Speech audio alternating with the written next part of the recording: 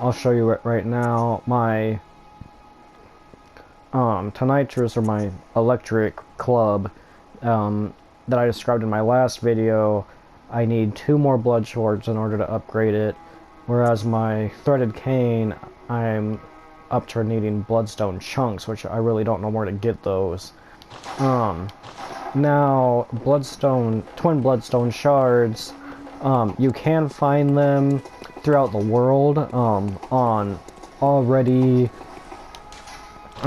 dead hunter bodies or whatever, basically dead bodies that are just planted around the world of Bloodborne. But normally when you find those, they're like 1 or maybe 2 that you'll get from just, finding them. Whereas with this place, on average, I'd say that per run I get 1 or 2 twin blood shards. Now, keep in mind that that's an average of all the runs that I've done, so there are some times where I won't get any, and sometimes where I'll just get 1, but on average, I'd say I get probably 2 or so. And now, my video got cut off last time, before I killed this first pig, and we're gonna watch him come around the corner. These pigs are really kind of a pain in the ass because, if you ignore them, or if they catch sight of you before you get the jump on them, they will charge you, and if they ram you, they do a shitload of damage and also knock you on your ass. And there's a good chance that when they ram you, they will kill you. So it's really important to kill these pigs. You also don't want to get hit by that belly flop. See, blood vials. The pigs have a very high drop rate for blood vials, which is nice, since, as I stated in my previous video, especially if you're lower level, you'll likely get your ass kicked here. I think I was like in level 35 or something when I first got to this area, and everything just absolutely raped me. So,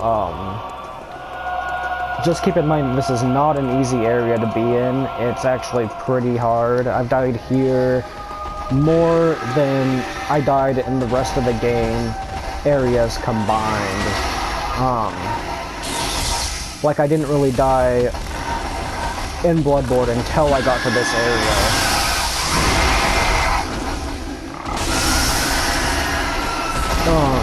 As you can see, that pig belly flopped on me and like took out almost half of my health in 1 hit. And that's commonplace in this zone, is that all the enemies hit really ridiculously hard, and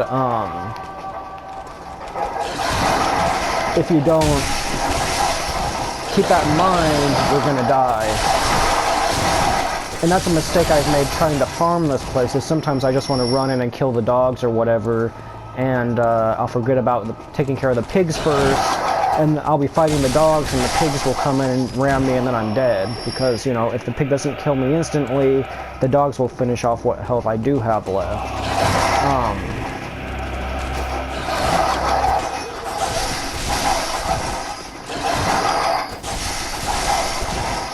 Sorry, I was just concentrating on killing those dogs.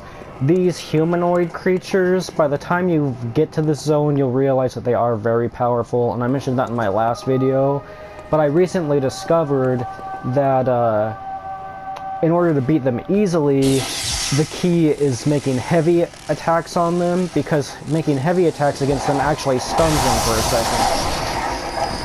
So in a way, it's like you have to beat them at their own game. Like you just saw him get a hit on me and it took out a good chunk of my health, but watch this. I'm gonna try to get him to attack first so I can get an opportunity to strike. And it just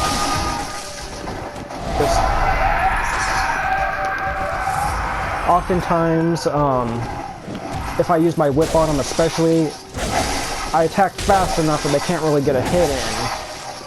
And they just die. And these are the guys that you're going to want to focus on for farming twin bloodstone shards, like you can see right here. They drop them. Unfortunately, The bloodstone shards are kind of a rare drop. I'd call them like, I'd rank them between an uncommon and a rare drop, because like I said, they don't drop too often, but if you kill those tough guys, you're likely to get at least one per run in this area. I'm just gonna do a complete run through of this like small, reasonably small area so that you can get an idea of how long it takes to complete a run, for me at least. I mean, it will probably vary for you guys, depending on your individual play styles. I tend to be a little bit more conservative at first until I really learn an enemy, and then I get more aggressive.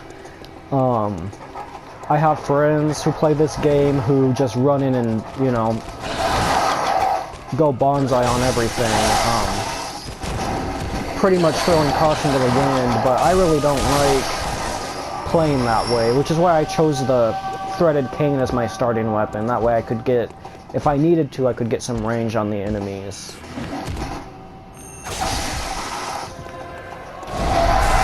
I'm just gonna stab the shit out of this guy, and then see if you get heavy hits on him, which I've been doing, it just like, it stuns him to the point where he can't really do anything. I'm gonna bust my whip out and finish him off like so. Now, if I'm right, there should only be 2 of those guys left in this small area that I'm in, which is like right near the torch to teleport in here. There's this witch, but she's not really a big deal. I can just pretty much one-shot her. But these guys are the ones you got to be kind of wary about. They do hit very hard, as I've said before. I've said it repeatedly, because it's something you really want to keep in mind when you're fighting these guys, is that they hit super hard. And also they can like do that vacuum attack you just saw that kind of sucks you in and gets you in range of their attacks. It also stuns you for a second if you're hit by it, which is not good. But I'm going to try to provoke this guy to attack me, and then I'm going to do a charged attack against him, followed up by a couple heavy attacks. And then I'm going to back off and get my whip out, and then I'm just going to whip the shit out of him. See, heavy attacks only. If you do heavy attacks, they really cannot do much against you. It's their fatal flaw, I guess, is that heavy attacks stuns them for a second, or staggers them.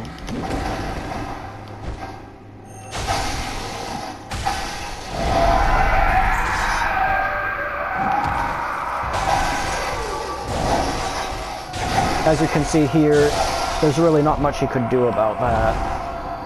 And I'm glad I found that out, because those guys were really a pain in the ass the way I was trying to fight them, which was kind of a hit and run strategy, because after they enrage or mutate, whatever you want to call it, they get a lot faster. They're still kind of slow, but they do get faster. Now, I'm going to return to the Hunter's Dream, and I think I got at least one twin bloodstone shard. I might have gotten 2, but I just want to check on that and see how many I got. I might do a second run just so you can like follow up and see. Yeah, I need 1 more and then I can upgrade my mace. The mace really is powerful when you first get it, but compared to your starting weapon, so long as you've upgraded your starting weapon, it's going to have less damage, but its activated secondary mode kind of makes up for it because it adds that electric attack, and the electric does a lot of damage to most enemies. When you acquire that weapon, you also get lightning paper, assuming you killed the other hunter as well as the one who was carrying the mace. And what lightning paper does is it applies lightning to your right-handed weapon, and these guys can actually drop lightning paper as well. It's not very common, and they only can drop 1 at a time, but it's definitely worth having because like Dark Souls and Demon Souls and Dark Souls 2, a lot of the bosses are more susceptible to lightning attacks. And like my whip, my threaded cane, my whip, see I just got another twin bloodstone, but I can apply lightning to that and then it's way more effective against most of the bosses. I mean, it's pretty effective as it is just because of its damage scaling, but with the lightning it becomes probably 4 times as effective. Now I'm just going to beat the shit out of this guy, and he's not going to be able to do anything about it. See that? I just got 1 bloodstone shard, so I'm going to try to keep track of it for this run. See how many of them I get. I am happy with getting 1 though, because that means I can now upgrade my mace.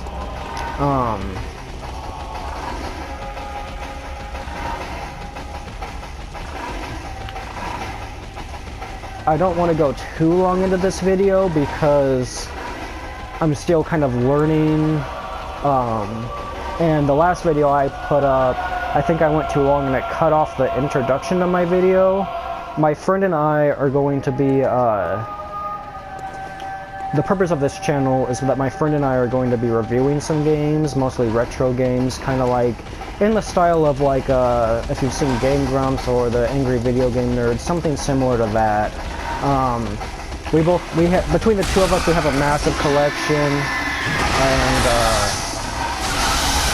that was really the purpose of creating this channel, but my hopes are that through our solo videos, it will teach you how to kind of play the games, especially these newer PS4 games and whatever mostly, so that you can do it too. The goal is that you'll be able to do this yourself, and that our videos are going to be more of like, not necessarily a tutorial, but will kind of aid you guys, especially if you're not a veteran to the Souls games.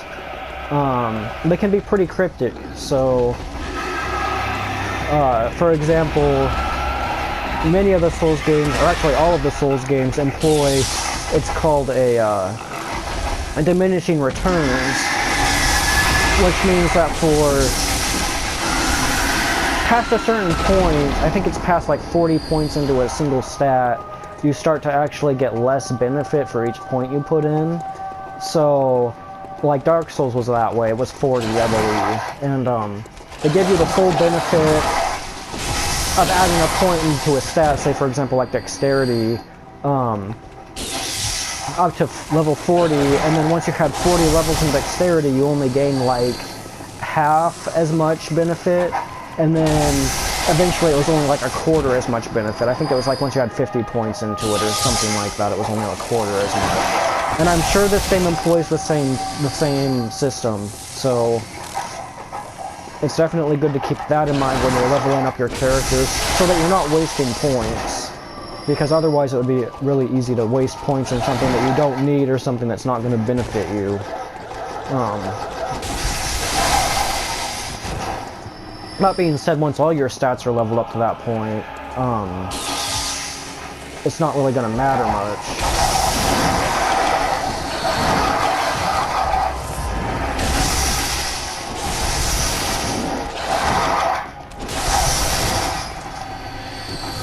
Sorry, I'm just trying to concentrate on killing these guys.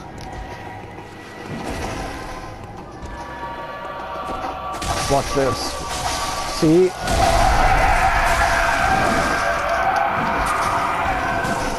That was kind of my mistake, as I drained my endurance. You don't really want to empty out your entire endurance bar if you can help it, unless you know that the enemy's going to be dead. I thought that I could kill him, and I was wrong, so that could have turned out really badly, and luckily it didn't. Alright, so I'm gonna head back to the Hunter's Dream, and I'm gonna level up my character. I'll probably cut in this video by the time I get to the torch, just so it doesn't run too long like I said before, and I will catch you guys later. Thank you for watching, and please subscribe.